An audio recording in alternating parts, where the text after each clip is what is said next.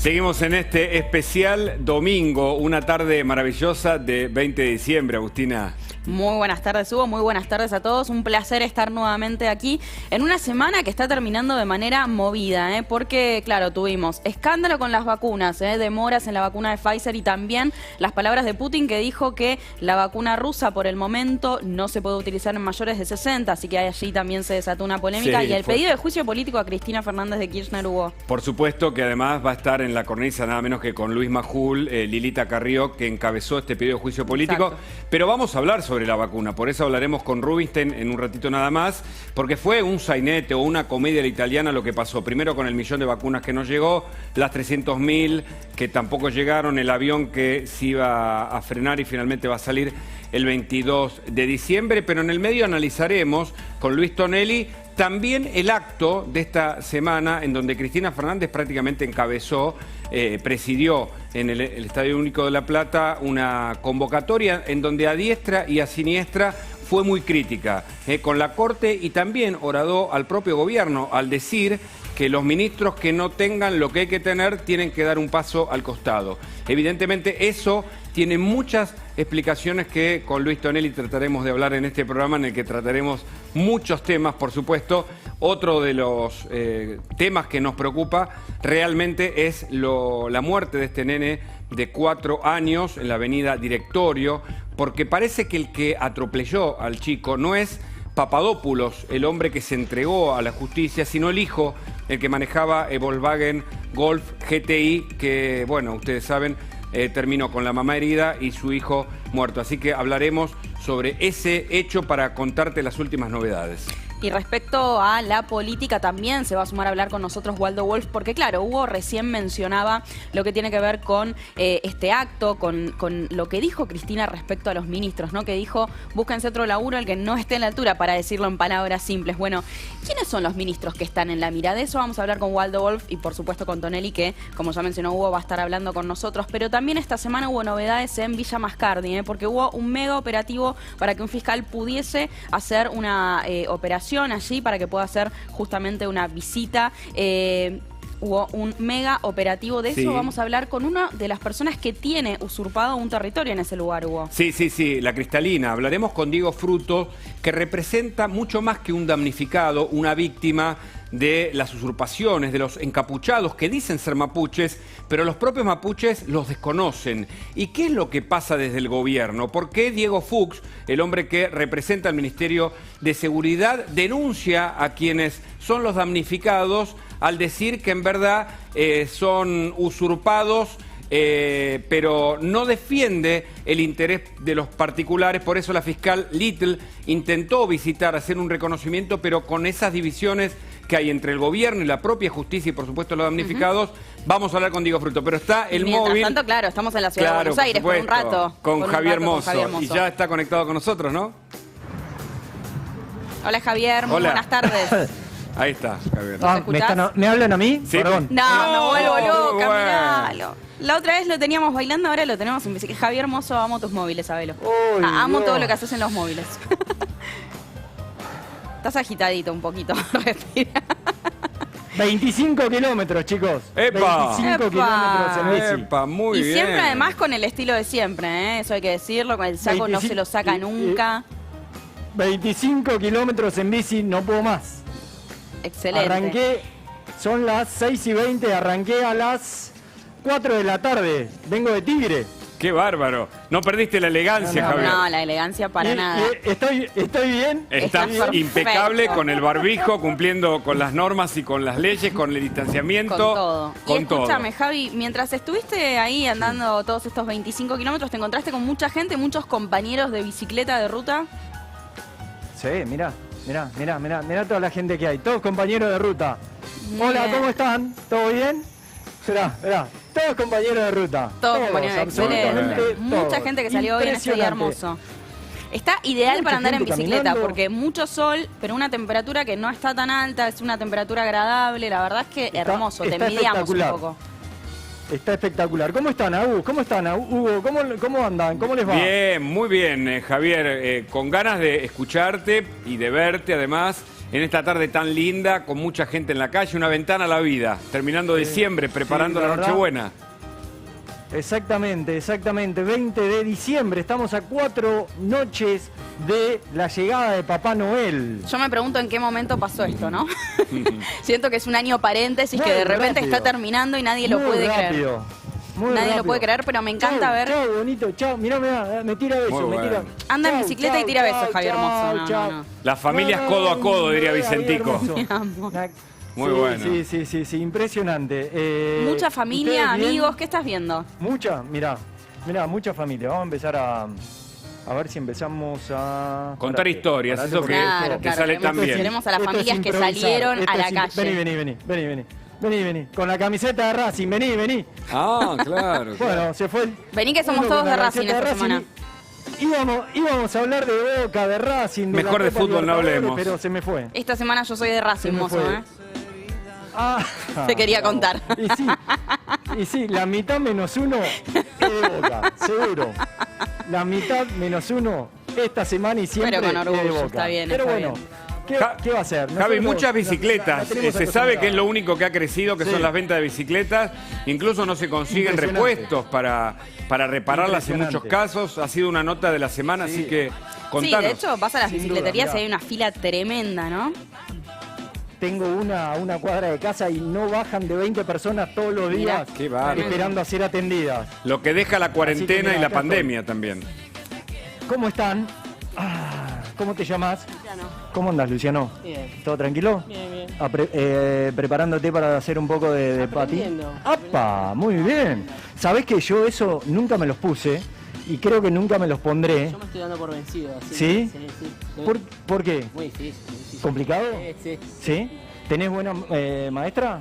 No, ¿Buena profe? ¿O la profe no es profe? ¿Cómo estás? Yo me caigo me ese. con un miedo bárbaro. Aprendiendo. ¿Y qué se te dio por aprender a andar en este tipo de roller? Bueno, parece. Lo hacen ver fácil, pero. Pero no, pero No no. es fácil. ¿Y qué? ¿Y te los compraste? ¿Invertiste una moneda ahí o No, no? me los prestaron y vine a probar, pero parece que. ¿Hoy es la primera vez o no? No, ya van 2 o 3 veces, pero no. Cuesta. ¿Cuesta? Sí, cuesta mucho. ¿Pero te caes o vas como pisando huevos así? Pisando huevos. ¿Así literalmente? Sí. Muy difícil. Luciano, que estés bien. Bueno. Che, escuchamos una cosa, viene Papá Noel, se acercan las fiestas, ¿cómo lo ven? Bien, tranqui. ¿Se imaginaron que iba a pasar tan rápido este año o les pasó rápido a ustedes este año? Muy lento. ¿Muy lento pasó? ¿En serio? Sí, Mirá, complicado. Sí, tuvimos. Claro. todo el tiempo encerrados. Recién ahora empezamos a salir un poquito. Qué bárbaro. Pero ahí con miedo, ¿no? Ok, Seguridad, pero. Nada. bueno. Hay Luciano, que gracias. cuidarse. Chao, profe. Hasta Javi, luego. Sí, hay volvemos, que cuidarse, mirá. volvemos en un ratito. Prepárate un par de historias Mirá. de esas buenas que vos Bueno. conocés. Mirá qué historia tenía Sí, acá. sí. Pero mirá qué qué paseo. lindos. Si Mirá, podés esperar un mirá. cachitito. Un minuto. un- Ok, bueno, listo. Nos vemos en la próxima vuelta. Dale, ¿ok? en la próxima vuelta. Listo, entonces. Gracias, Javi. Chicos, nos vemos. Acá estamos nosotros. Dale. Por supuesto, disfrutando la tarde, pero con los cuidados que hay que tener porque el distanciamiento hay que mantenerlo. Vienen las fiestas y nos vamos directamente a hablar con Rubinstein, el ex secretario de Salud, para consultarlo por la carrera de la vacuna. La Argentina no parece haber quedado bien parada. Recordemos que la vacuna de Pfizer, entre otros países, se va a distribuir en México. Entiendo que en Costa Rica, en Panamá, en varios países de América Latina, pero no en la Argentina. ¿Qué pasó finalmente con la vacuna de Pfizer y qué puede pasar con la vacuna rusa? Rubinstein, buenas tardes.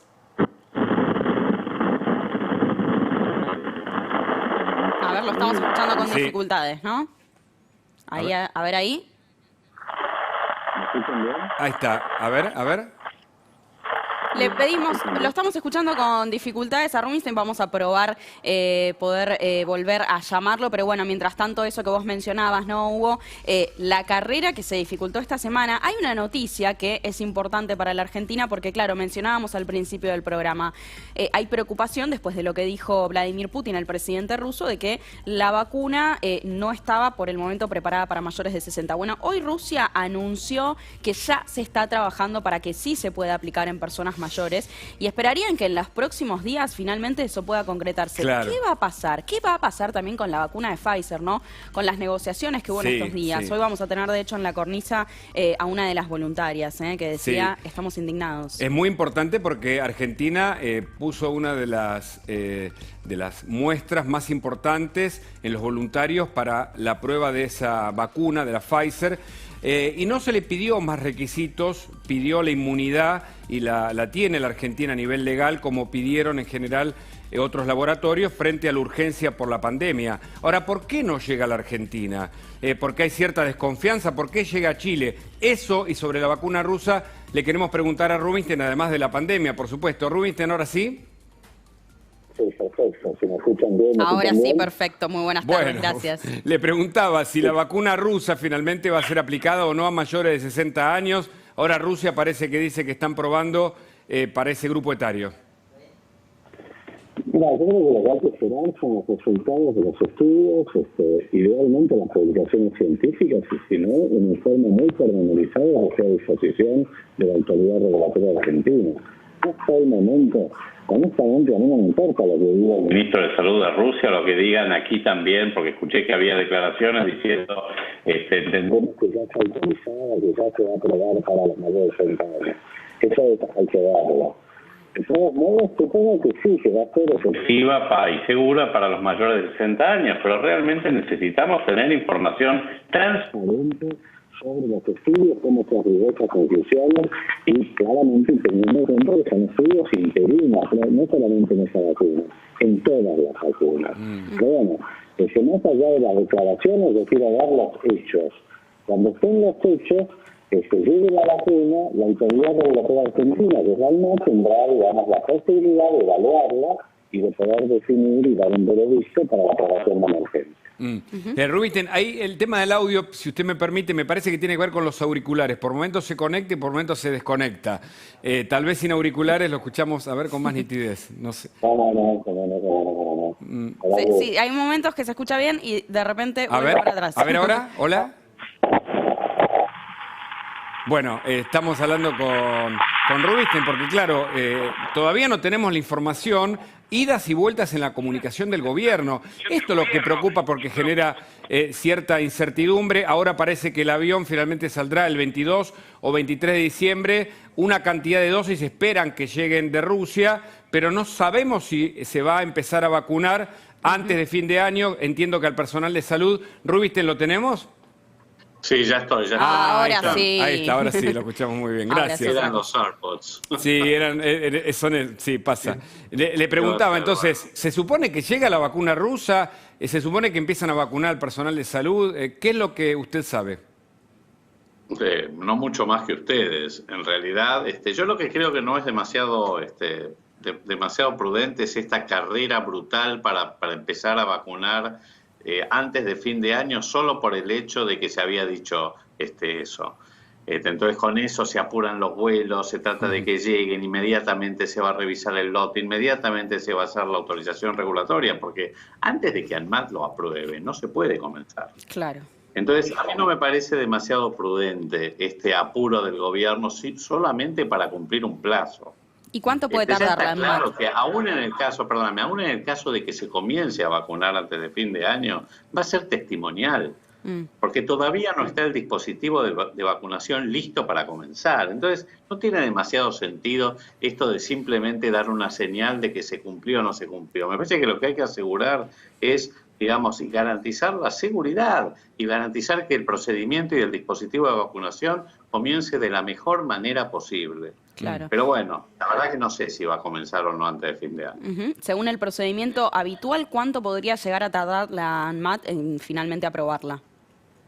Es que por ahora lo que se presentó es la documentación, que entiendo que es incompleta, porque la realidad es que todavía no publicaron el estudio de fase 3. Entonces, más allá de que ya estén los resultados y los estén analizando o ya tengan una prepublicación, esa información tiene que ser transferida a ANMAT para que ANMAT pueda decidir.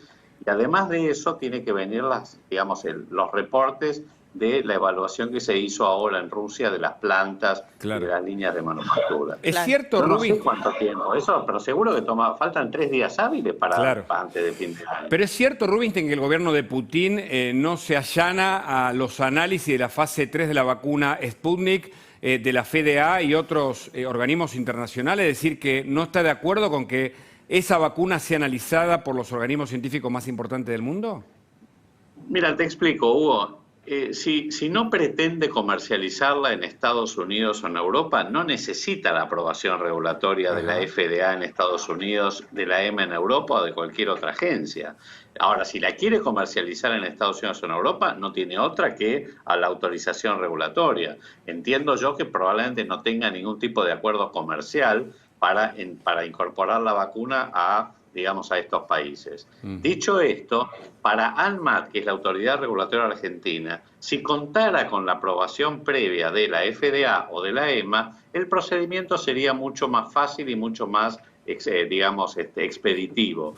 Dado que no cuenta Rusia con una agencia que precalifique para ANMAT, el procedimiento tiene que ser mucho más riguroso y exhaustivo. Por eso yo creo que lo que no hay que hacer, y me imagino que ANMAT, que es una agencia muy seria, lo va a hacer, es, perder reputación por apurarse a hacer cosas que no tiene que hacer en tiempo y forma. Entiendo que se va a analizar. Ahora, ¿cuánto tiempo lleva eso? La verdad es que no sé, porque tampoco sé qué información ya tiene ANMAT. Claro, es importante esa aclaración. Ahora, se sabe que hubo algunas denuncias no vinculadas se habló de la palabra sobornos, incluso en lo que tiene que ver con la vacuna de Pfizer, que está retrasada. Incluso el mismo ministro de Salud dijo que estaban enojados, ¿no? ¿Cuál es tu análisis sobre estas denuncias? Tampoco tengo información concreta. Yo lo que creo es que el ministro de Salud tiene que dar explicaciones y decir qué es lo que ocurrió. Cuando él dice, Pfizer exigió condiciones inaceptables, bueno, me parece que es importante que al menos los legisladores conozcan cuáles son esas condiciones inaceptables, porque si no, quedamos en un marco de opacidad y falta de claridad respecto a por qué se cayó un acuerdo comercial que ya parecía cerrado, donde casi 5.000 argentinos participaron en el ensayo clínico de Pfizer, que se supone que, entre otras ventajas, tenía que íbamos a tener cierta prioridad para comenzar con para tener acceso a esas vacunas. Y la verdad es que no encuentro una razón. La ley se sancionó en el Congreso, una ley que pedían las empresas farmacéuticas, pero sobre todo Pfizer. Se sancionó con los requisitos que pedían, que era garantizarles la protección para litigios, sobre todo para que los litigios, si había litigios por potenciales eventos adversos de la vacuna, se hicieran en el país de origen. Muchas otras condiciones, aprobaciones rápidas en ANMAT, etcétera, y resulta que eso no es suficiente. Entonces, ¿por qué? ¿Por qué comienza la semana que viene en México, en Chile, próximamente en Colombia, en Perú, en Ecuador, en Costa Rica, en Panamá, en Brasil? ¿Por qué perdemos esta carrera ante la vacuna? Es una cuestión geopolítica. Es que el grupo que comanda Carla Bisotti, más cercano a Cristina Fernández, le da prioridad a Rusia por una cuestión política, Rubinstein.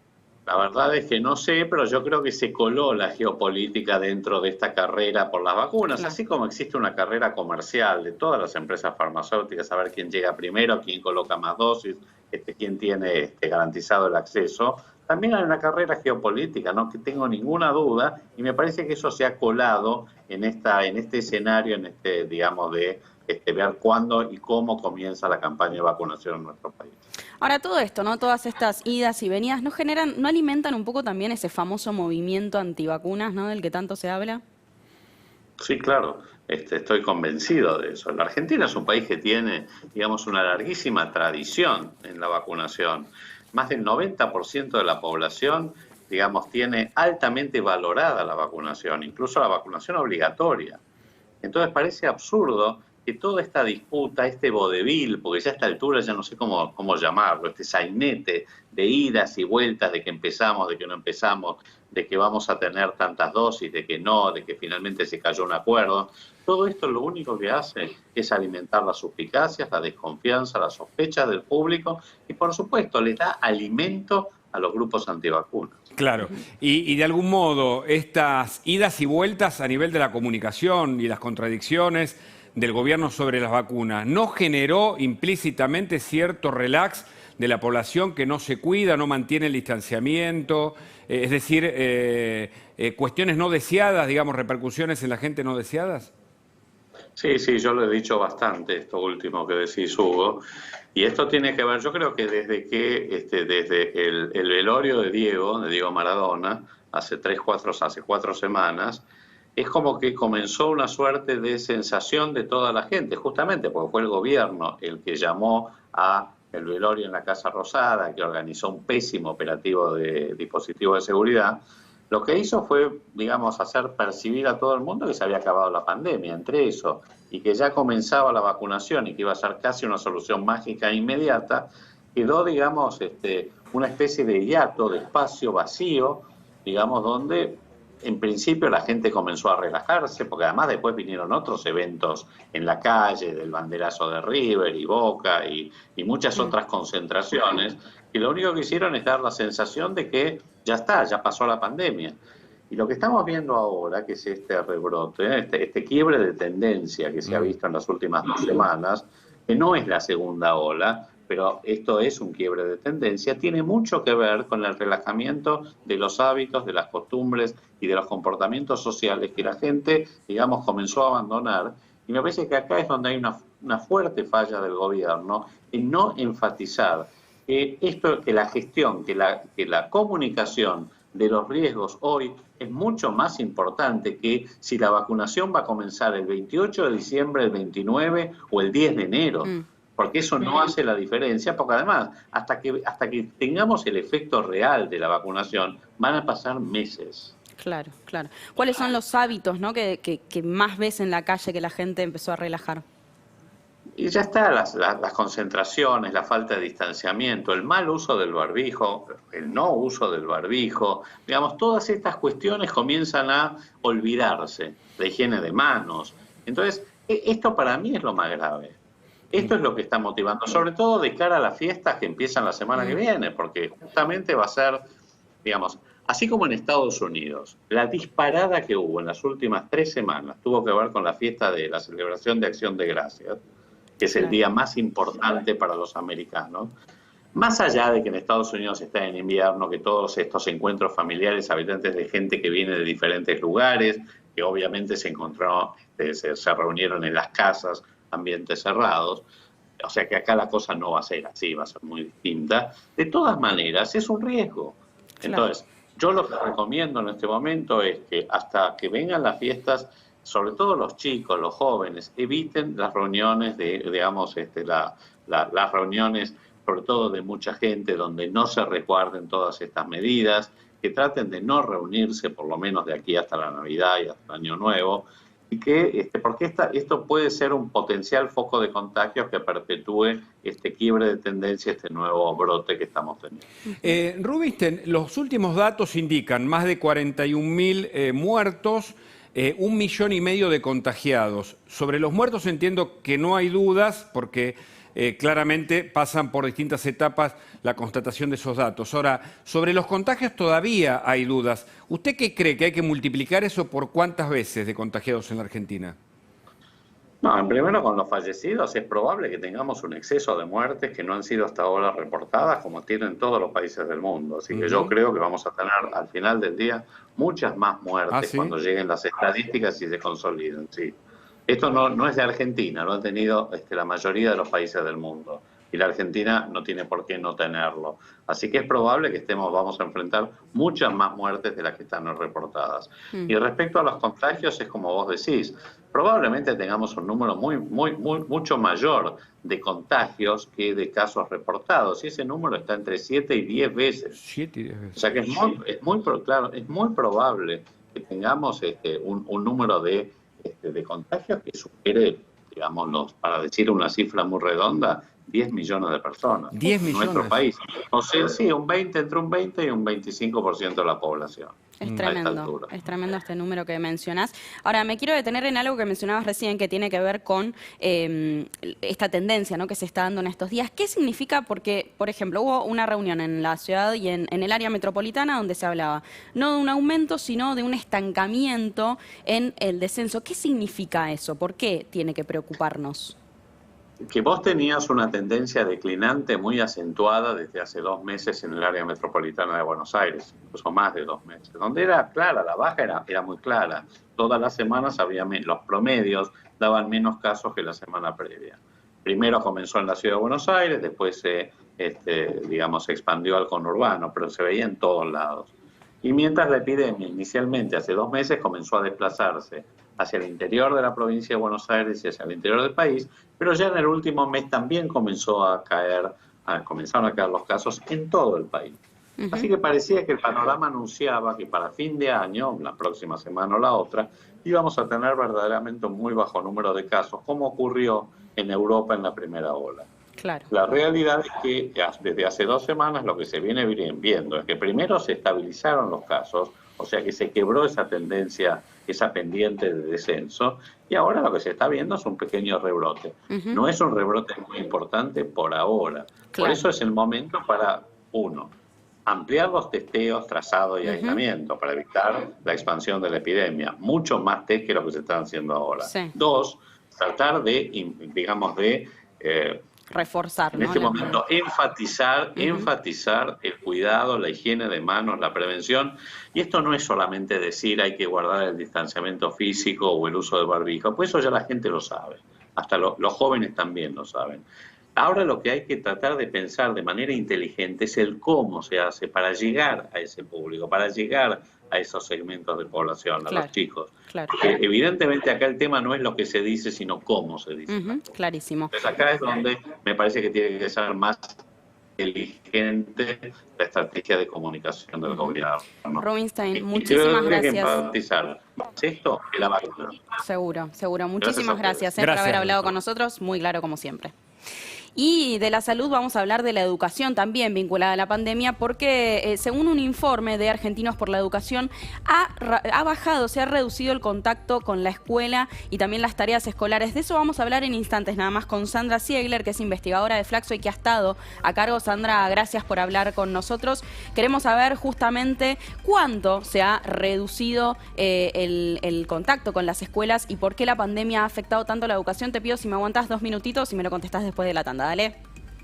Muchas gracias, ya venimos. En especial domingo, y les adelantábamos, recién está Sandra Ziegler con nosotros porque según un estudio de Argentinos por la Educación se redujo el contacto con la escuela. Sandra, gracias por hablar con nosotros y te dejaba la pregunta recién. ¿Cuánto se redujo en este tiempo de pandemia el contacto con la escuela?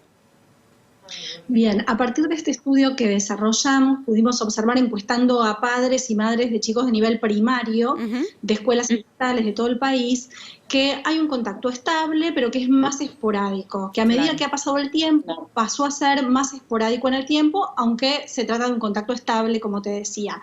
Y en efecto, vemos que solo el 40% de los chicos están comunicando diariamente con las escuelas, que bajó 11 puntos porcentuales esa comunicación diaria y pasó a ser 1 o 2 veces por semana, y que en un 15% de los casos la comunicación pasa a ser de una frecuencia quincenal. Estos son parte de los datos que arroja el estudio. Ahora, hay una versión, o quienes ya están escribiendo, sobre un nuevo fenómeno que le llaman niños pantalla, es decir, niños que se educan solamente a través de estos artefactos, pero que de ningún modo reemplaza la educación formal. ¿Qué se puede ver? Vos como investigadora a esta altura, es muy reciente todo, ¿no? Sí, en realidad hay chicos que están muy conectados a la pantalla, pero también hay que señalar que hay una importante cantidad de población que no tiene acceso a conectividad, que no tiene acceso a los dispositivos, y eso está generando un incremento de las desigualdades entre los estudiantes. Es uno de los problemas importantes que va a tener que afrontar el sistema educativo el año que viene, sobre todo pensando en un escenario de retorno a la presencialidad, ya sea de manera mixta junto con una experiencia no presencial, pero la situación que tenemos hoy en día es que ha habido parte de los alumnos que pudieron tener clases regularmente, que se pudieron conectar y, como ustedes dicen, están conectados a través de las pantallas, mientras una parte muy importante no ha tenido ese acceso, o al menos no lo ha tenido con esa regularidad. Ahora, si el año que viene vuelven las clases, bueno, como sea que vuelvan, ¿no? ¿Qué va a pasar con estos chicos que justamente no tuvieron conexión? ¿Cómo tiene que hacer el Estado para poder hacer que estos chicos empiecen a recuperar todo ese tiempo que han perdido este año, ¿no? Sobre todo cuando no sabemos si van a poder ser presenciales como las conocíamos hasta ahora. Bueno, en primer lugar va a haber que tener un trabajo de diagnóstico respecto de cuáles han sido los aprendizajes logrados, prácticamente podríamos decir un diagnóstico bastante individualizado que tendrán que hacer las escuelas y los docentes, pudiendo diferenciar aquellos aprendizajes logrados y cuáles son los pendientes, para poder priorizar y también en cierta medida hacer planes de acuerdo a cada una de las situaciones. Esta es una cuestión absolutamente inédita. La experiencia de este año nos demuestra que la falta de presencialidad en las escuelas genera una situación de amplia disparidad, de profundización de estas desigualdades, cuestión que habrá que atender con mucha atención en el año próximo. Vos como socióloga, Sandra, ¿qué analizás en cuanto a la falta de presencialidad o que no se ha terminado de resolver el ingreso de los alumnos a las aulas como pasó en otros países? ¿Por qué esa situación de la Argentina con respecto a países que sí retomaron las clases efectivamente? Si me permiten, quisiera puntualizar que la situación de Argentina es una situación que también está generalizada en el conjunto de América Latina. Según datos del BID del mes de octubre de este año, un 95% de los chicos y chicas que deberían estar asistiendo a la educación obligatoria en la región estuvieron afectados por la situación de la ausencia de presencialidad escolar. Solo en el caso de Uruguay hubo asistencia con mayor regularidad a las aulas. Realmente la situación del COVID-19 ha afectado al conjunto de los sistemas educativos y hay situaciones intermitentes de aperturas y cierres, y todo indica que estamos frente a este escenario. Esperamos que el año próximo pueda haber mayor apertura y presencialidad. De hecho, se ha iniciado una campaña que Argentinos por la Educación también está impulsando junto a 80 organizaciones e instituciones y organizaciones de la sociedad civil, justamente para que el año próximo pueda colocarse la educación como una prioridad, y esta campaña está basada en 3 ejes: que la educación de nuestros chicos y chicas sea efectivamente esta prioridad que señalaba, que en el 2021 puede haber clases presenciales de acuerdo, por supuesto, a las condiciones sanitarias y a las condiciones epidemiológicas, y en tercer lugar, que estas condiciones se puedan evaluar en cada contexto y en cada escenario, porque no necesariamente tenemos que tener una situación homogénea en el conjunto del país de apertura o de suspensión. Pero estos son principios para puntualizar en vistas a que pueda haber una presencialidad en 2021 y que la educación esté en el centro de las prioridades para el año próximo. Yo pensaba en estos días cómo van a vivir las vacaciones, ¿no? Los chicos, teniendo en cuenta que en verdad ya vienen estando en la casa hace buen rato. La pregunta es, ¿cómo los va a afectar? Digo, ya sabemos que los afecta en términos psicológicos, pero ¿cómo les afecta en términos de estrés el haber estado tanto tiempo sin ir al colegio? ¿Hay un estrés vinculado a esto? Hay una alteración de las rutinas, por supuesto, es una situación absolutamente inédita, hay un escenario también de encierro. En parte nosotros vemos que este aumento y la menor frecuencia, mejor dicho, en el contacto de las escuelas tiene que ver con este fenómeno, y no es casual que también las escuelas entraron más en contacto sobre el final del año para testear el estado emocional de los chicos. Correcto. Efectivamente, esto es un tema a atender y que afecta también. Sobre el fin de año hubo más énfasis en la toma de exámenes, de evaluaciones, por lo tanto hay un escenario de agotamiento, de cansancio y de necesidad de hacer una pausa.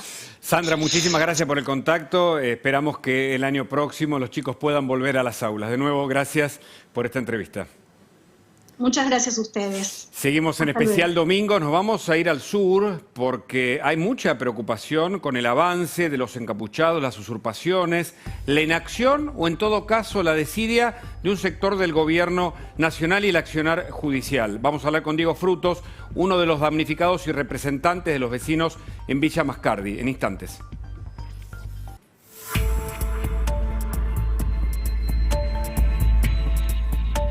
Seguimos en Especial Domingo, vamos al sur, vamos a hablar con Diego Frutos. Él es representante de los vecinos, fue uno de los damnificados a quien le prendieron fuego y vandalizaron su casa en Villa Mascardi, La Cristalina se llama su lugar.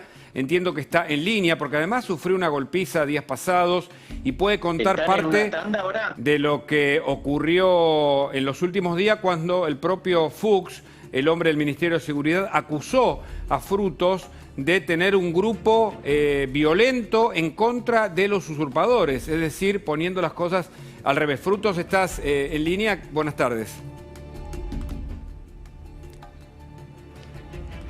Bueno, ahí lo estamos conectando, claro, las comunicaciones no son las ideales. Este es el lugar, para que ustedes entiendan de qué hablamos. Que además él sufrió una golpiza, ¿no? Tremendo. O sea, fue una situación muy complicada la que Sí, atravesó. Ahí está. Sí, ¿Nos decías, escuchás? Agustina. Sí. No, recordábamos eso, ¿no? Él sufrió una golpiza, una situación muy complicada que por supuesto tiene atemorizada también a la familia. Ahora él nos va a contar cómo sigue esa situación. Pero bueno, esta semana, nosotros lo adelantábamos recién, Hugo, hubo una inspección ocular con un mega operativo. Hola, Diego, ¿estás ahí? Estoy, sí. Ahora Buenas sí. tardes, Ahí Hugo, está. Agustina. Buenas tardes.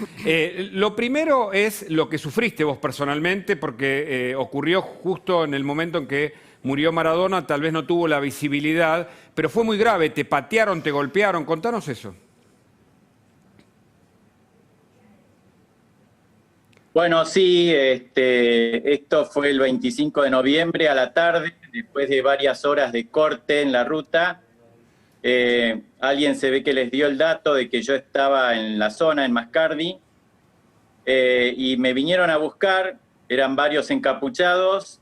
Bueno, yo estaba hablando con gente que estaba en la cola de los autos de la ruta, a la altura ahí casi de La Cristalina, mi lugar, y vinieron por atrás, así en forma sigilosa, y cuando se pusieron de frente y me vieron, porque yo estaba con capucha y barbijo y demás, era un día de lluvia, y dijeron, sí, es él, y entraron a pegarme, bueno, y después siguió todo lo que se ve en las imágenes. Pero bueno, es como un granito más dentro de todos los incidentes que ya hemos tenido ahí en Mascardi, que venimos padeciendo con el amparo del gobierno nacional. Claro, eso te iba a preguntar, vos hablás de un trasfondo político. ¿Cuál es ese trasfondo político que denunciás? ¿Qué es lo que sucede? Sí, por supuesto. Bueno, que esta gente está amparada por la gremial de abogados, que a la vez tiene contacto con el señor Gabriel Fuchs, que es el secretario de Articulación Federal del Ministerio de Seguridad, que cada vez que viene a Mascardi, obviamente se reúne con ellos, les da algún mensaje de algarabía, de festejo, vaya a saber qué mensaje les da, que siempre que vienen sucede algo, el incendio de una cabaña, el robo de la casa de mi abogado, el Chino Saavedra, el doctor Saavedra, siempre sucede algo cuando el señor Fuchs nos visita por Mascardi, no a nosotros, sino a esta muchachada de encapuchados, y ese mensaje que les da se traduce después en las tropelías que hace este grupo. Así que, por favor, señor Gabriel Fuchs, los vecinos de Mascardi le imploramos que no vuelva más por la zona. Usted es un inepto, usted lo único que hace son más desastres, no sirve. Las mesas de diálogo son vacías de contenido, no tienen ningún sentido a esta altura. Ya llevamos un año de mesas de diálogo totalmente inconducentes. Le recordamos a la gente que el otro día, por orden del juez Zapata, entiendo, la fiscal Little quiso hacer una inspección ocular en una zona y se movilizó gran parte de las fuerzas federales de seguridad, pudieron ingresar, pero no una desocupación, porque aparentemente el gobierno nacional no toma medidas sobre el tema, ¿es así? Es así, Hugo. Ese despliegue de efectivos y de móviles que hubo el miércoles pasado fue totalmente sin sentido. Era una inspección ocular como bien dijiste, para determinar daños y poder corroborar que ellos están ahí. Esa inspección yo ya la hice varias veces, que me la pidieron cuando yo denuncio en las reuniones que hemos tenido en el Ministerio de Seguridad.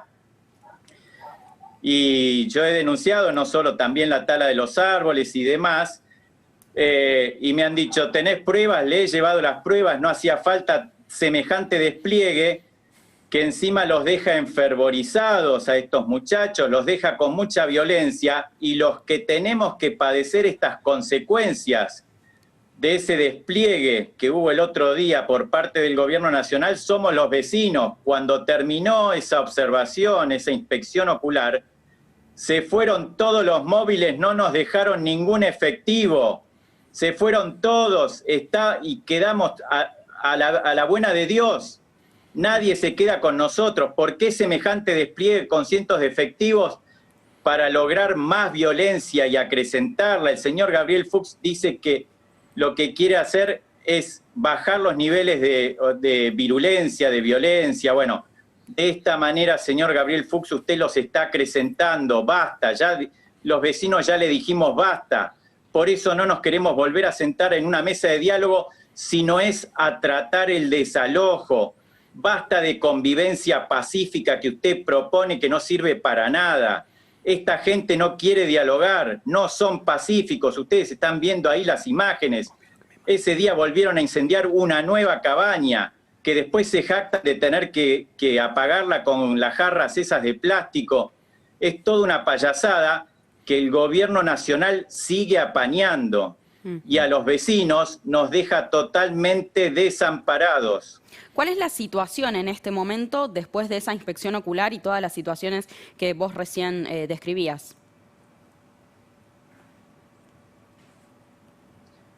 No, la situación es que todas las noches se escuchan disparos, apedreos en los techos de nuestras cabañas. La violencia sigue. Obviamente se cuidan porque lo tienen que hacer con más... ellos, por ejemplo, no debieran acercarse a menos de 500 metros según el último dictamen del juez, donde al haberse identificado a 3 de los malvivientes que me pegaron la paliza aquel día, se les dio la orden, una restricción de 500 metros, pero resulta que están a 200, viven a 200. Entonces, ¿cómo hacemos? ¿Cómo hacemos? Este país es totalmente un disparate, Diego, continuamente. Ellos debieran estar a 500, pero viven a 200. ¿Me tengo que ir yo entonces? Primero te amenazaron, después te golpearon. ¿Tenés miedo que siga la escalada de violencia contra vos, contra tu familia y contra los vecinos ahí en Mascardí? Sí, por supuesto, porque no tienen freno, Hugo. Al contrario, es como que ahora los recargaron de pilas y las consecuencias las sufrimos nosotros. Yo no sé si pasaste el audio que yo hoy te envié de las declaraciones que hace el señor Fuchs, que dice que yo tengo un grupo parapolicial con policías de la provincia de Río Negro que en sus horas de franco, los contrato como grupo parapolicial para atacar a estos encapuchados. Y ese mensaje el señor Gabriel Fuchs se los da a esta muchachada. Y por eso en el video, en el audio de la golpiza mía, sobre el final dice, este es el que mandó a matar a Rafa Nahuel, este es el que nos manda a la policía a tirarnos tiros, o sea, el mensaje se lo da el señor Gabriel Fuchs. Por favor, señor Fuchs, basta, dé un paso al costado, usted es un inútil total. Cuando no se conoce del tema, hay que dar un paso al costado. Hay que ser honesto y decir, esto no me supera. Recién hablabas de encapuchados, ¿no? Vamos a explicarle a la gente, porque hay muchos grupos. ¿Quiénes son las personas que están en este momento en esos terrenos? Bueno, es un grupo de encapuchados que vino en noviembre de 2017, hace 3 años, y se instaló ahí en Mascardí, incluso al lado de una comunidad ya existente, que es la comunidad Huiritray, que tiene todos sus papeles en regla y convive con nosotros desde hace muchísimos años. Tiene corroborado 110 años de asentamiento. Claro. Estos son muchachos que se rebelaron a la vida, veinteañeros todos, prófugos de la justicia y por eso están encapuchados. Algunos son remanentes del caso Maldonado, que se vinieron a esconder, el señor Matías Santana, que es el de los binoculares, lo tenemos metido ahí también, y otros tantos que están prófugos de la justicia, y bueno, quieren hacer su propia comunidad a instancias de una machi, que en ese momento tenía 16 años, y que por una visión de los espíritus, Explica dijo qué es que una ahí machi, Diego, por se favor. iban a instalar porque era un lugar sagrado, ¿no? ¿Qué es una machi para la gente que... La machi es una líder espiritual. Sí, aparte de decirles que en la Argentina, en las más de 100 comunidades mapuches que hay en la provincia de Río Negro, no existe ninguna machi, es como que se da muy esporádicamente, no es algo normal, es una persona que a lo largo de su vida, después de haber aprendido distintas vivencias, es una curandera, es una persona de paz, una consultora espiritual. En este caso tenía 16 años, o sea, Claro. la inventaron en el momento, Claro. como para poder darle más, Sí. para poder instalarse. Y bueno, descubrieron una fracción, que era la única fracción fiscal, por eso yo digo, aparte de tener esta visión espiritual, tuvo una visión catastral la machi, ¿no? Correcto. Se instaló en esa fracción fiscal de Sí. parques nacionales y desde ahí empezaron a desplegarse, a desparramarse, a saquear, a incendiar nuestras Sí, sí, viviendas y a atacarnos. Una verdadera locura. Diego, te agradezco mucho el contacto. Espero que el gobierno tome nota y, por supuesto, la justicia pueda resolver este conflicto que parece no tener solución por ahora. Gracias de nuevo, Diego. Seguimos en Especial Domingo. Vamos a hablar con Fernando Iglesias. Vamos a ir al tema de la vacuna. Él ha hecho una denuncia por presunto soborno. Recordemos que la vacuna de Pfizer se va a distribuir entre otros países y esta semana se va a empezar a aplicar en Chile, pero la Argentina ha quedado fuera y hay una denuncia que tiene Fernando Iglesias que quiere compartir con nosotros y lo vamos a escuchar con atención. Fernando, buenas tardes.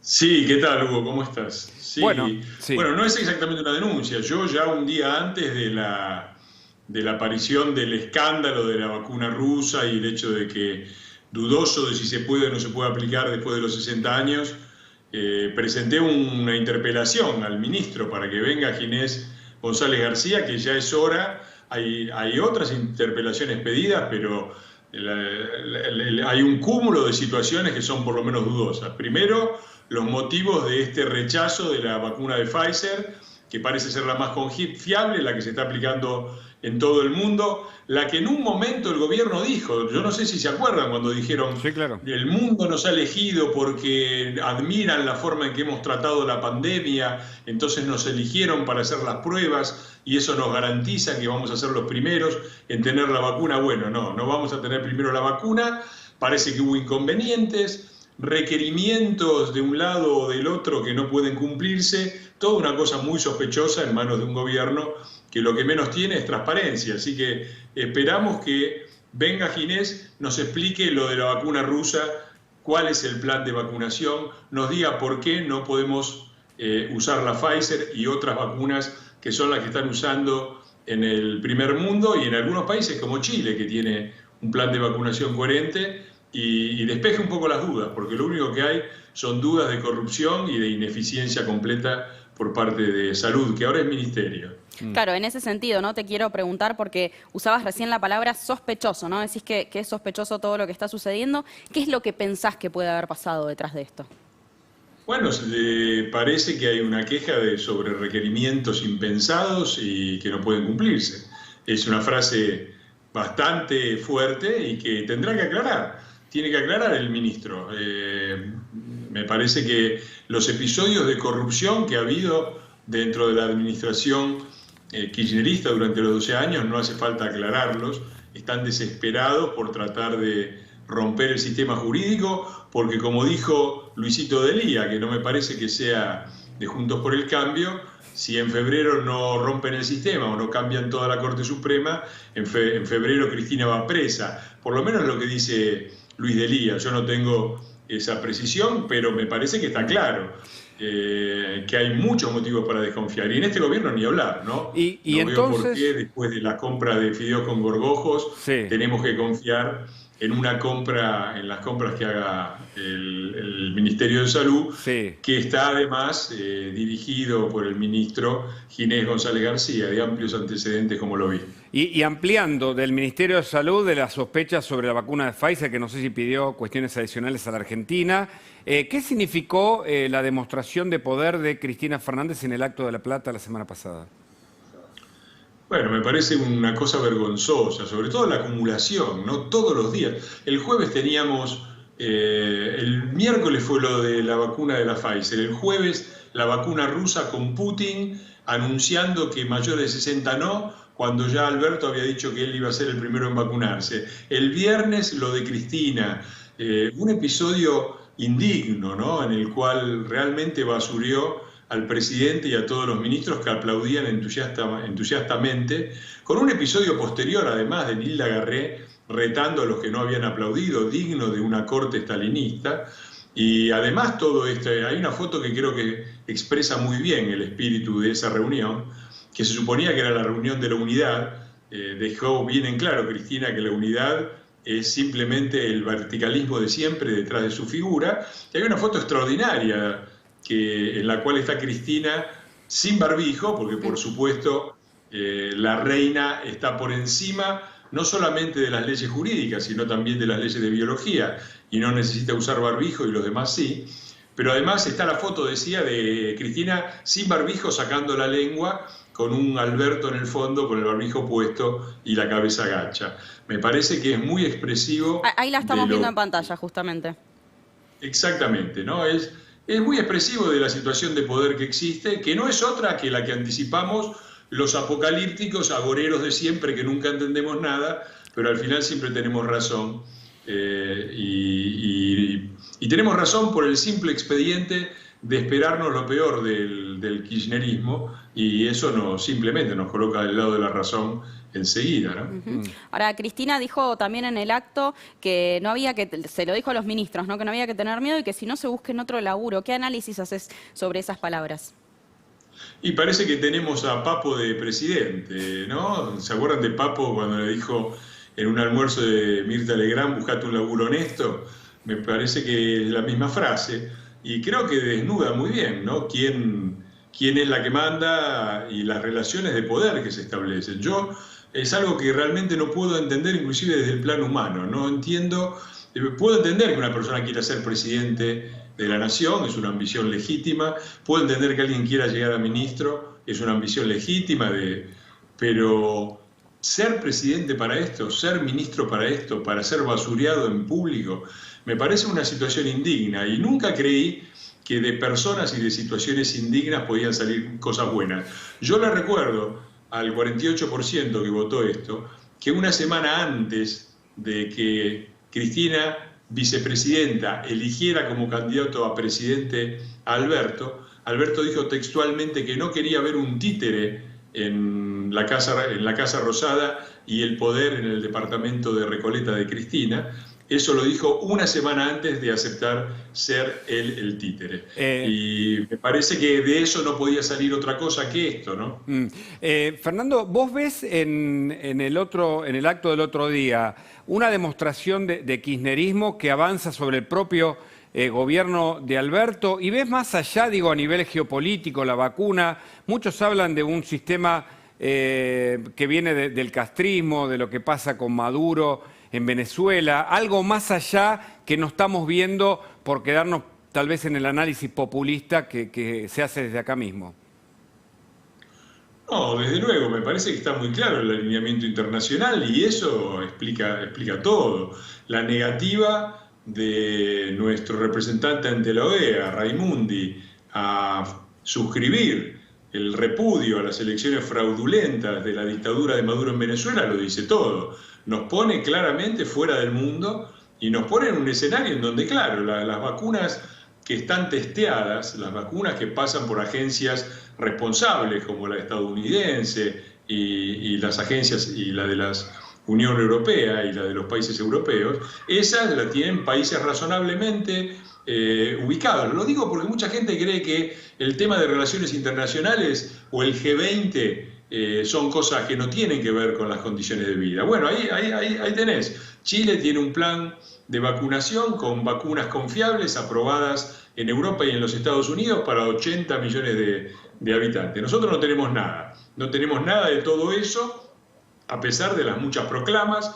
Primero íbamos a hacer los cobayos de la Pfizer para tener primero la vacuna, fuimos cobayos, no tenemos la vacuna, después íbamos a hacer la vacuna de Oxford en Argentina, no la vamos a hacer, y ahora andamos mendigando entre la vacuna rusa, que es una vacuna, yo no me quiero poner, yo no soy un experto en estos temas, pero me pregunto por qué, si la vacuna está bien, ¿por qué no la han presentado para el análisis de las agencias europeas y de los Estados Unidos?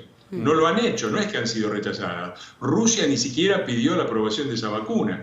La verdad es que yo no quiero ser antivacuna, yo creo que la vacunación es muy importante y es una responsabilidad de todos los ciudadanos. Ahora, yo no, con los niveles de oscuridad, falta de transparencia, irresponsabilidad y manoseo político que existen en Argentina y en Rusia, me parece que es muy dudoso. Yo personalmente no pienso aplicarme ninguna vacuna que no esté antes aprobada en Europa o en los Estados Unidos. Y no llamo a nadie a hacer, cada cual es responsable y puede hacer lo que le parece, pero yo no lo voy a hacer. Fernando Iglesias, muchísimas gracias por este contacto con nosotros. Al contrario, gracias a ustedes. Saludos. Muy buenas tardes. Y seguimos hablando de política y de lo que ha sucedido esta semana en el acto con Cristina Fernández de Kirchner. Para eso saludamos a Luis Tonelli, que ya está escuchándonos. Muchísimas gracias por hablar con nosotros. Agustina Girón y Hugo Machiavelli te saludan. Queremos tu análisis, ¿no?, justamente sobre este acto y las palabras de Cristina hacia los ministros.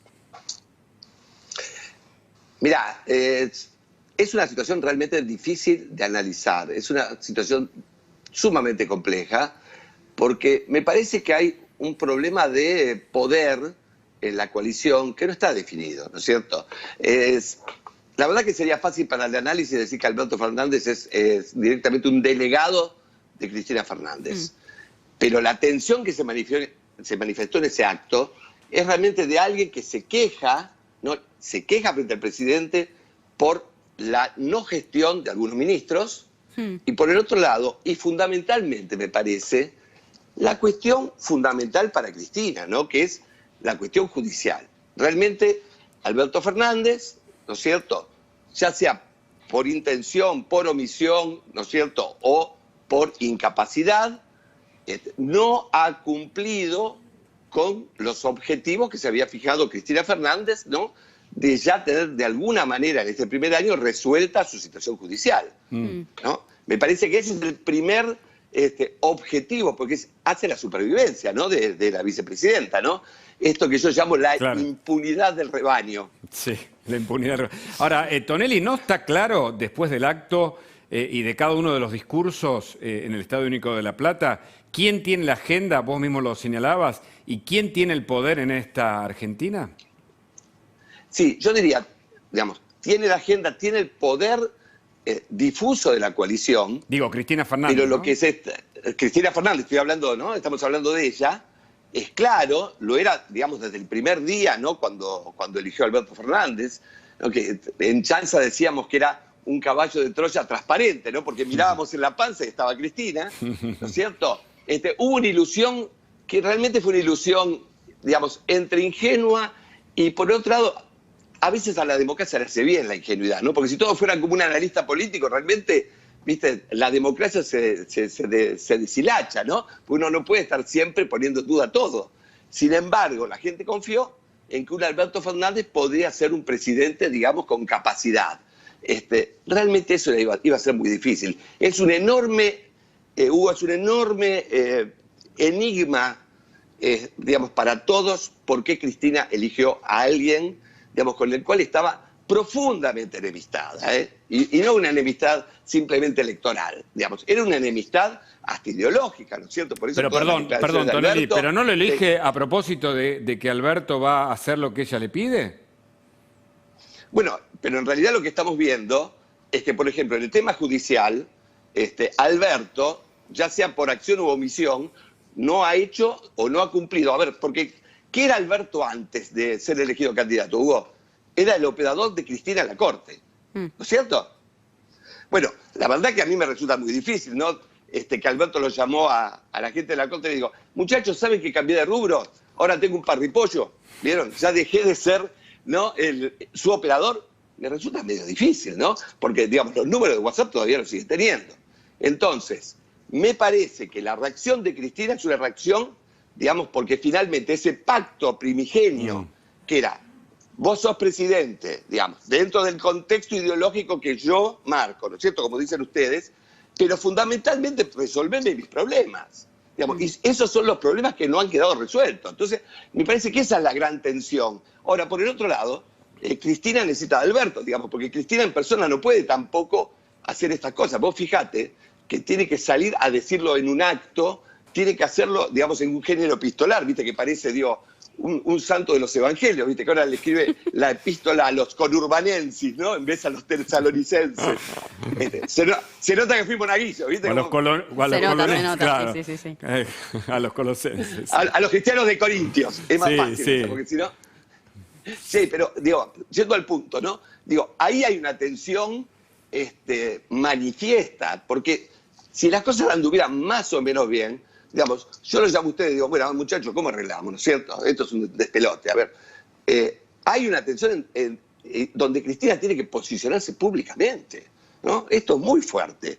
Por el otro lado, vos ves la coalición, y es una coalición, digamos, que marchas a las elecciones sabiendo que no puede saltar ninguno, ¿no es cierto? Porque si salta ninguno, pierde las elecciones y es un desastre. Así que vos viste, ¿no? Nadie manifiesta irse, pero todas las tensiones son tremendas en el interior, ¿no? ¿Vos creés que Cristina se arrepiente de haberlo elegido a Alberto Fernández? Ay, no sé de esas cosas, che. A ver, por momentos, Alberto Fernández es el presidente ideal, ¿no es cierto? Uno dice, Cristina Fernández tendría que pelear la reforma de la Constitución, no para que sea reelegido Alberto, ¿no? ¿Por qué? Bueno, porque Alberto a veces parece que no quiere ser presidente. ¿Por qué? Digo, porque no se comporta como un presidente, se comporta como un jefe de gabinete, ¿no es cierto? Eso un poco se decía en chanza de mi gran amiga y leal vicepresidenta Gabriela Michetti, ¿no?, que fue la vicepresidenta ideal, ¿no es cierto? Todos los presidentes, viste, tan locos si se van de viaje que el vicepresidente coma con sus cubiertos, que se siente en el sillón de Rivadavia, ¿no? ¿Viste? Gabriela realmente fue la vicepresidenta ideal. Por momentos, Alberto Fernández es como el presidente ideal, ¿no? Porque no quiere ser presidente. ¿Viste? Quiere ser un jefe de gabinete, ¿no es cierto? Se sintió muy cómodo gestionando ahí los primeros días del COVID. Digo, pero a veces, y en este punto, digamos que es central, por lo menos en mi análisis, ¿no?, es el objetivo primero de Cristina Fernández es sacarse de encima el embrollo judicial, porque ya estamos, digamos, al borde del juicio político, del juicio, digo, oral, ¿no es cierto? Y todo eso realmente es lo que quiere evitar Cristina. Digamos, todo lo demás por añadidura, ¿no es cierto? Pero eso es fundamental, hacia su supervivencia. Ahora, Tonelli, el plan de Cristina, siguiendo este análisis y por lo que uno puede ver, era sacarse de encima las causas judiciales. Recordemos que la de obra pública en la que está acusada está en marcha. Recordemos que viene Cuadernos, Otesur, Los Sauces, memorándum con Irán, dólar futuro. Y parece que ese plan no le funcionó y Alberto tampoco. ¿Puede equivocarse el plan de Cristina y finalmente cambiar la cosa por la reclama social justamente en los últimos meses? A ver, es interesante el punto, ¿no es cierto? Cristina tiene que mantener su poder. Ahora, si pone en duda la macroeconomía, Hugo, y del tema judicial vos sabés muchísimo más que yo, vos sabés que no hay mejor analista político que esa gente, ¿no? Digamos, porque es un poder, más que perenne, es un poder que tiene un análisis, ¿viste? Es autónomo en su análisis, ¿no? Los tipos dicen, ahora jugamos con este y sobreviven, ¿no es cierto? Entonces, si se mueve mucho la macroeconomía, ¿qué van a decir los jueces? Estos están listos, ¿no? Y cuando los jueces piensan esto, vos viste cómo avanzan todas las causas, ¿no es cierto? Entonces, ella necesita un contexto más o menos estable, por el lado macroeconómico. Por el otro lado, ella es la viva encarnación de la ideología, digamos, populista, ¿no es cierto? Que está con los que menos tienen, y entonces tiene que hacer ahí ella el equilibrio, ¿verdad? Por eso, viste, tira una de sal y se encuentra con Martín Redrado y después, pum, una de arena, no criticando abiertamente al FMI, pero sí, viste, con esa carta de los senadores y después con la reforma, digamos, de la cuestión de los jubilados. Son todos touch, viste, tirando señales para un lado y para el otro. Ahora, eso te habla realmente de una coalición totalmente heterogénea, variopinta, que no tiene un conductor definido. ¿Viste? Yo sé que desde la política sería bárbaro que del otro lado, pero, o sea, Cristina y del otro lado Macri, ¿no? Digamos, la polarización perfecta. Pero cuando uno mira un cachito, realmente Cristina ha metido pocos goles. Claro. Pocos goles, ¿no es cierto? Por la oposición, por la gente en la calle y también fundamentalmente por la heterogeneidad misma de la coalición. Porque viste cómo encalla la reforma judicial en diputados. Guarda, tienen mayoría en las dos cámaras, tienen la mayoría de los gobernadores, ¿no? Tienen sus canales, sus canaletas, ¿no? Tienen todo. Y sin embargo, este gobierno muchas veces es prepotente porque es impotente, ¿cierto? Digo, mirándolo de cerca, digo, despojado con neutralidad, ¿viste? Realmente le fallan goles. Es un gobierno, digamos, que a veces es una licencia poética decirle gobierno. Digamos, mirá lo de la vacuna. Digamos, donde uno pensó, bueno, al principio que la cola de los jubilados recién los agarraba en frío, al final esa cola de los jubilados mal organizada se ha transformado un poco en el leitmotiv, ¿no? Es un gobierno desorganizado que desorganiza. ¿Viste? ¿Qué querés que te diga? ¿No? Entonces yo no veo esa cosa cerrada. Sí, obviamente, veo rumbos, veo intenciones, veo chicos, digamos, de la cámpora que descreen de la democracia liberal, se ilusionan con China, eso todo está. Ahora, también lo que hay es un desgobierno y una no gestión, ¿viste? Conmovedora. Claro. Tonelli, muchas gracias. Es muy claro no, por favor. Y iluminando el camino, como siempre, con tu análisis. No, y los felicito por la nueva casa. Bueno, muchas gracias. Y mucha suerte. Hasta luego. Y de Luis Tonelli a Luis Majul, que está con nosotros ya. Buenas tardes, Luis, ¿cómo estás? Buenas tardes, Agustina, Hugo Machiavelli. Muy buen programa están haciendo. Último programa del año de Especial Domingo, obviamente, y de La Cornisa también, en vivo. Último programa en vivo de La Cornisa, porque el otro domingo vamos a tener un programa grabado, pero con material inédito. Y muchas cosas para analizar hoy, desde el lenguaje no verbal, con Cristina. ¿La vieron la foto de Cristina sacando la lengua? Sí, claro, la veíamos recién. A ver, miremos un segundo, por favor, porque es sorprendente, Sí, ahí la estamos viendo. Y Alberto yendo para un lado y Cristina yendo para el otro lado. Nosotros cuando arranquemos con La Cornisa, después cuando haga mi editorial, porque viene Elisa Carrió, a partir de las 8 la vamos a tener acá en el mano a mano, en el piso de La Cornisa, muchas cosas para conversar, entre otras cosas los fueros de Cristina. Vamos a dar cuenta de lo que dicen cerca de Cristina, de por qué sacó la lengua y de el análisis de no solamente el lenguaje no verbal, sino de hay una cosa como media desinhibitoria, ¿no, Agustina y Hugo? O sea, un político, un dirigente, la vicepresidenta que está en un acto, que sabe que la está viendo todo el mundo, Dios y María Santísima, como diría mi nona, mi abuelita, y de repente le saca la lengua. Bueno, por ahí tenía el freno inhibitorio suelto. Sí, Fernando Iglesias marcaba también incluso términos como esto de vayan a laburar, ¿no? Decía, se parece a Papo. Bueno, hay una cosa que yo le prestaría atención a este lenguaje no verbal y al lenguaje verbal, ¿no? El lugar donde se para. Hay muchas cosas para cortar, para analizar y para recortar del acto en el Estadio Único de La Plata, porque muchas cosas no se dijeron. Claro. Y atención, que dentro y fuera del gobierno, dentro del gobierno hay unas discusiones subterráneas muy, muy profundas. Yo tengo mucha información sobre eso porque tuve oportunidad de hablar con altos funcionarios del gobierno y de gente que está alrededor del gobierno, muy cerca del gobierno. Cuidado, es cierto que hay una teatralización, que Cristina es una gran actriz, como diría Adrián Suárez y como dirían otros dirigentes de la política. Pero cuidado también que hay muchos mensajes políticos. Y cuidado también porque Alberto sigue sosteniendo la unidad como principal como principal prioridad para el Frente de Todos. Lo dice claramente. A ver, si vamos desunidos, es como, yo recién lo veía a Tonelli. Si el Frente de Todos se desune, pierde, Claro, pierde. Claro. Ahora, aunque nos llevemos a las patadas, si vamos unidos, tenemos alguna posibilidad de ganar. Pero cuidado que hacia adentro están subiendo un montón de cosas, con los gobernadores, con los intendentes, con Cristina, con Alberto Fernández, con Máximo, con el gabinete, con los ministros que quiere poner Cristina, Sí. con los que quiere sacar Alberto Fernández, algunos igual que Cristina y otros que son gente de Cristina, que responde a Cristina.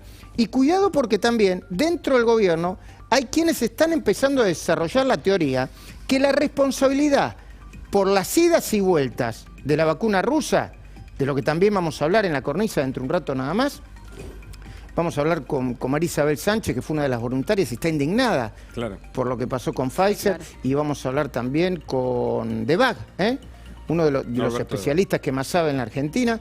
Cuidado porque una parte del gobierno cercana a Alberto Fernández dice, así que los funcionarios que no funcionan son los nuestros. Y la gente que fue a Rusia, bendecida por Cristina Fernández de Kirchner y su grupo de dirigentes, también falló. ¿Con eso no se hace nada? Claro.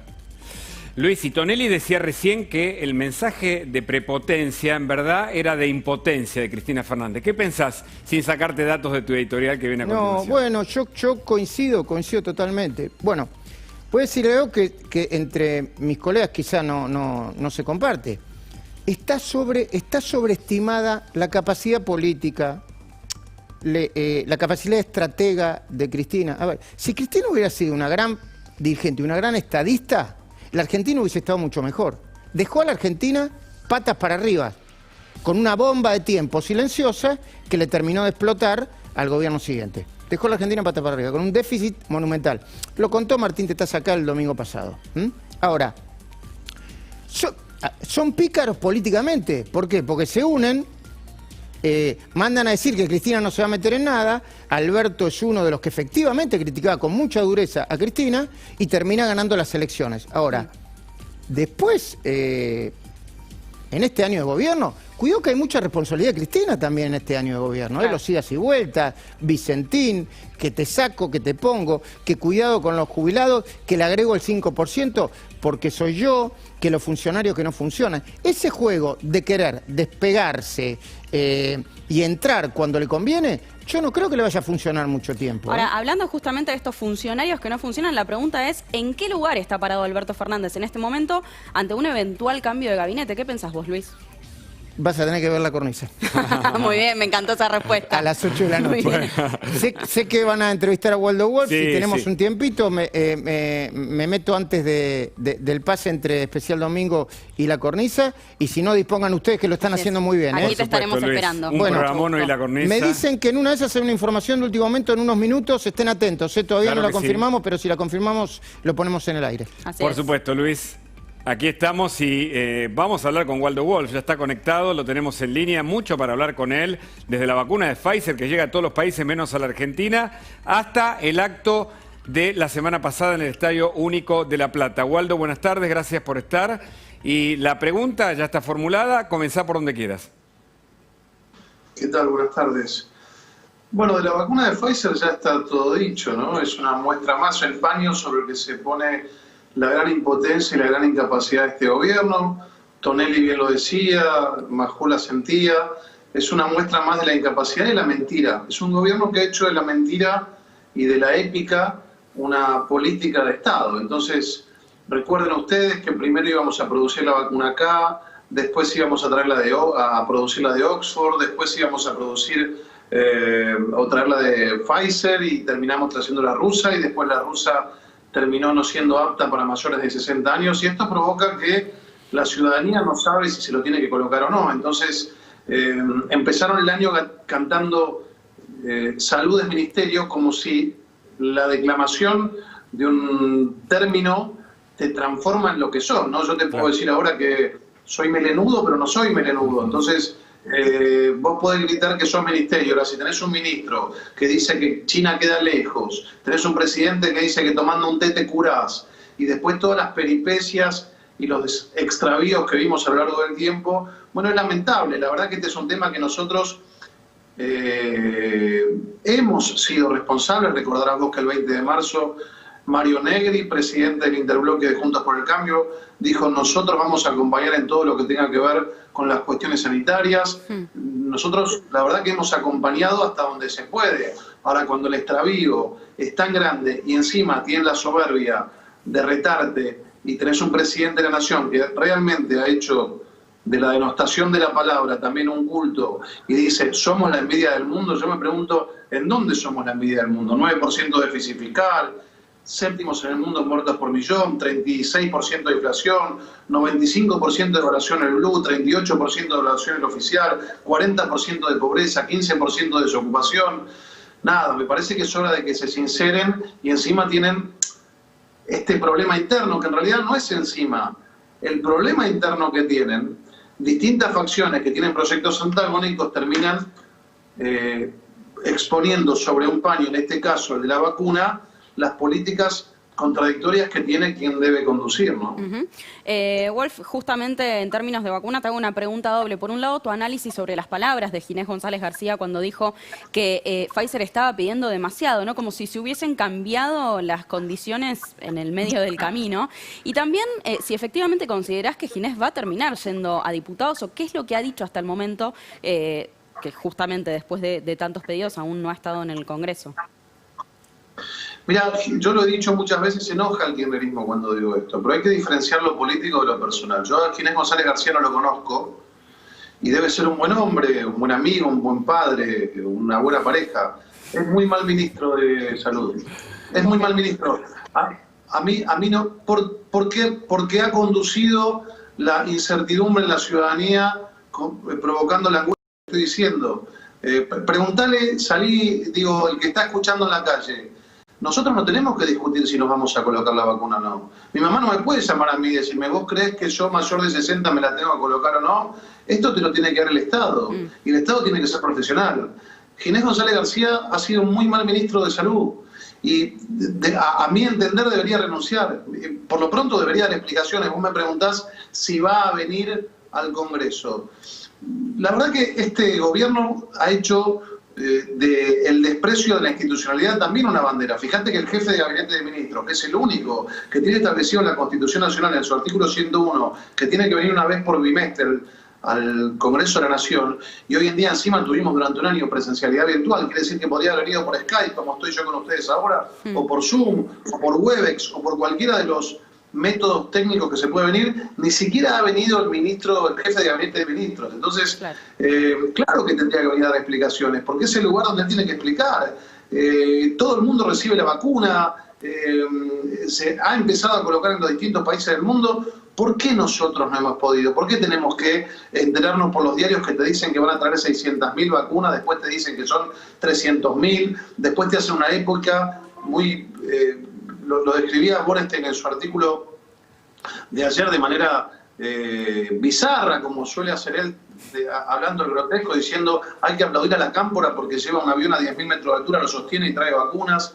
Sí, claro que debería venir, yo creo que ha hecho una muy mala gestión, y cuando uno hace una mala gestión política tiene que dar un paso al costado. Es lo que corresponde para que estén tranquilos nuestra ciudadanía. Esto no tiene nada que ver con la política, te repito, la gente está angustiada, y cuando quienes tienen los recursos para darle tranquilidad a la gente le dan incertidumbre, bueno, esto es parte de la evaluación de la gestión que se tiene que hacer en un ministro, ¿no? Ahora, Wolf, se vio en el Acto de La Plata una reunión de un equipo, para muchos muy discutible por este año de gobierno, pero con intereses, decías vos, tal vez contrapuestos. ¿Cómo hace un gobierno para llevar adelante 3 años con intereses contrapuestos que se dejaron traslucir tal vez en el acto de la semana pasada?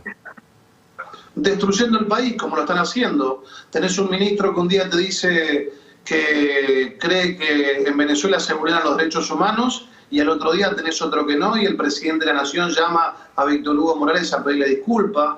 Tenés un ministro como Guzmán que comienza a sacar efectivo de la plaza porque la Argentina está yendo hacia una inflación descontrolada, y al otro día te congelan las tarifas hasta marzo, que algún día van a volver a explotar. Tenés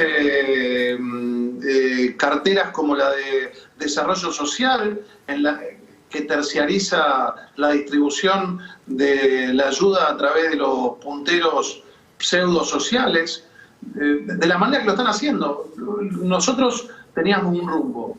La gente nos terminó no votando, pero el rumbo era claro. Nosotros queríamos bajar el déficit fiscal, discutíamos si era gradual o si era con shock, tuvimos problemas financieros, la gente no nos votó. Ahora yo te pregunto, ¿cuál es el proyecto de este país? ¿Estar en contra de la dictadura venezolana o estar a favor? Te pregunto, ¿cuál es el proyecto de este país hoy, de este gobierno? ¿Arreglar con el FMI como parte del mundo o denostar al FMI? ¿Cuál es el proyecto de nosotros como país?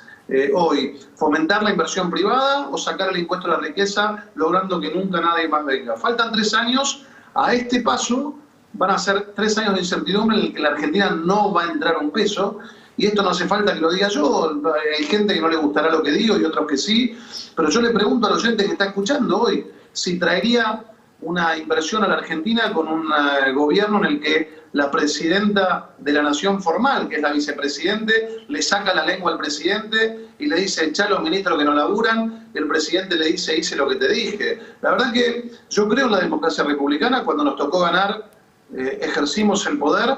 Cuando nos tocó perder, he defendido la institucionalidad, estuve presente en la transmisión de mando.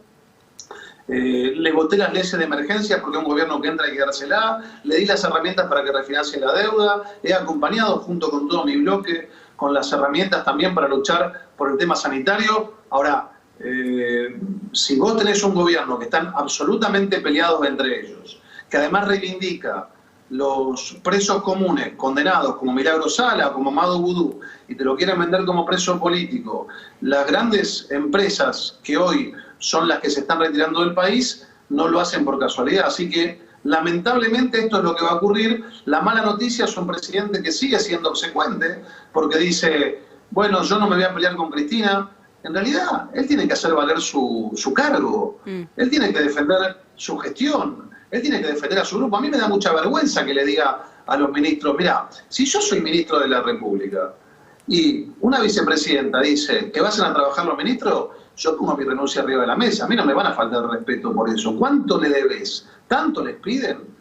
¿Hace falta que sean tan rastreros? Tienen un comisariato político como Castro que cuestiona si Biondi aplaude o no aplaude. Creo que ni el Politburó, a mí jamás sí, me publicó una foto incluso. No. Alicia Castro publicó incluso una foto, ¿no?, de Biondi que no estaba aplaudiendo. Bueno, pero esto es, la verdad que es bizarro. Yo soy un hombre que posteo en redes y algo posteo. Es bizarro porque te muestra la concepción. Mirá si alguien te va a revisar a Biondi, que yo la verdad que no lo conozco a Biondi, pero es un secretario de medios que tiene que controlarle si aplaude o no aplaude. Bueno, esto es lo que pasa. Mirá, hay dos bandos, dos grupos antagónicos conduciendo. El presidente de la nación y la vicepresidenta. Y la verdad que mientras se pelean, los argentinos estamos en el medio. El presidente de la nación ha dicho que nosotros somos un ejemplo para el mundo. El mundo se nos ríe. Se nos ríe. Ustedes son periodistas y tienen contactos con periodistas de otra parte del mundo. Yo soy legislador y tengo legisladores amigos después de 5 años de gestión, de haber estado en la Comisión de Relaciones Exteriores y seguir estando en todas partes del mundo. No pueden creer. Y es mentira que la pandemia ha afectado igual a todo el mundo. Nos ha afectado mucho más a nosotros porque no tenemos conducción. Brasil el mes pasado creció al 7%, Perú, en el que cayeron 2 gobiernos, bueno, 2 presidentes durante la pandemia, acaba de tomar plata a 100 años al 4%, Paraguay está creciendo. No es todo, somos nosotros. Cuando el mundo ve que no hay una decisión política criteriosa, coherente, incluso equivocada o con la que yo pueda no coincidir, no hay absolutamente ninguna manera de que haya una conducción lógica. Esto lo debatíamos recién con Luis Majul, pero me interesa también tu opinión. ¿En qué lugar está parado Alberto Fernández en este momento ante un eventual cambio de gabinete después de las palabras de Cristina? No lo sé. Yo no me voy a hacer cargo de analizar, y ustedes lo hacen mejor que yo, al gobierno. Yo te mostré, y con hechos, que nosotros como oposición, con matices, porque no somos todos iguales, hemos sido una oposición absolutamente responsable, denunciando lo que debíamos denunciar, porque esa es la función de una oposición en una democracia republicana, ser el contralor del poder, pedir explicaciones, interpelar, denunciar. Pero yo no voy a hacer ese análisis. Alberto Fernández, yo lo lamento por él, lamento haber tenido razón. Hay mucha gente que creía, analistas políticos también, que creían que Alberto Fernández iba a poder hacer valer una visión más democrática, más republicana, más normal, si se quiere, más alejada del chavismo, del madurismo, del populismo, del pobrismo, y no lo ha hecho. Yo creo que hoy está en una situación delicada Y la verdad que yo creo que a veces las cosas se resuelven con una posición política más firme. Me parece que en algún momento va a tener que tomar la decisión. La verdad que hoy me parece que está haciendo un papel que no le hace bien al país además, ¿no? Waldo, te está escuchando también Luis Majul. Luis, adelante. Waldo, gracias por estar con nosotros. Una sola pregunta antes del final de Especial Domingo y el comienzo de la cornisa. Ya está llegando Elisa Carrió para el mano a mano. Hoy estaba hablando con varios dirigentes y uno me decía, ¿qué hubiese pasado si Macri o un presidente no peronista hubiera gobernado durante la pandemia? En Juntos por el Cambio dice, nosotros no tiramos piedra, nosotros discutimos, pero construimos. ¿Qué hubiese pasado? ¿Hubiese llegado al primer año de gobierno? Pregunto, ¿no? No lo sé, Luis, no lo sé. La verdad que no lo sé. Yo creo que la Argentina va a volver a tener una posibilidad de normalidad. Yo creo en la alternancia. Me tocó estar en el año 2015 cuando asumimos y ver el desprecio que tuvo el kirchnerismo por el traspaso de mando. Me tocó estar en el 2019, triste porque habíamos perdido, pero yendo al traspaso de mando del presidente. Hoy nosotros tenemos que trabajar, y no es que me quiera desviar de su pregunta, pero no lo sé, es contrafáctico. Yo quiero trabajar en una oposición alternativa a este kirchnerismo antiguo, con fotos sepia, que sigue reivindicando a Chávez, a Maduro, al pobrismo, a una Alicia Castro que hace de Politburó y le controla a Biondi o a otros si aplaude o no aplaude, a aplaudir a funcionarios que están condenados, como Amado Vudú, a Milagro Sala. Así que no sé qué hubiese pasado. Yo creo que hay que empezar a mirar en el futuro. La oposición toda juntita. Creo en la alternancia, creo en el bipartidismo, demócratas, republicanos, blancos y colorados. Le hago una última pregunta porque se lo está preguntando todo el mundo dentro y fuera de Juntos por el Cambio. Quizá no lo sabe o quizá puede plantear su deseo. María Eugenia Vidal, ¿va a ser candidata en la provincia de Buenos Aires el año que viene? Bueno, eso es una decisión de ella. Lo que sí, María Eugenia Vidal, una figura de nuestro espacio, y usted sabe, yo me pongo el cassette, pero porque creo en eso. Creo de verdad en que tenemos que estar todos juntos. Y María Eugenia es una figura muy importante. Yo soy diputado nacional por la provincia de Buenos Aires, fui su diputado durante su gestión y ha sido una gran dirigente y ha sido una señora de la política y se ha retirado con la calidad humana que ha tenido. Así que espero que sí, espero que con María Eugenia, con Horacio, con Mauricio, con Pichetto, con Patricia Bullrich, con Jorge Macri en la provincia de Buenos Aires, con Lilita Carrió, con Cornejo, con Mario Negri, todos juntos. Acá el proyecto del peronismo a lo largo de la historia, del peronismo convencional, siempre ha sido destruir a las oposiciones. Y usted, que es un analista político avesado, sabe que sí ha sido. La UCD ya es un recuerdo, la Alianza fue un recuerdo.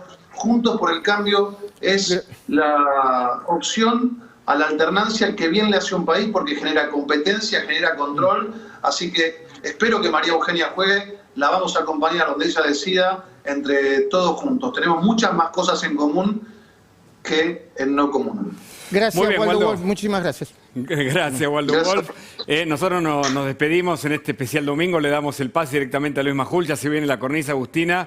Un programón. Elisa Carrió que está llegando. Gracias a todos. Sí, gracias. Y el próximo domingo vamos a estar, por supuesto, en el último programa especial domingo. Luis Majul, entregamos este mando.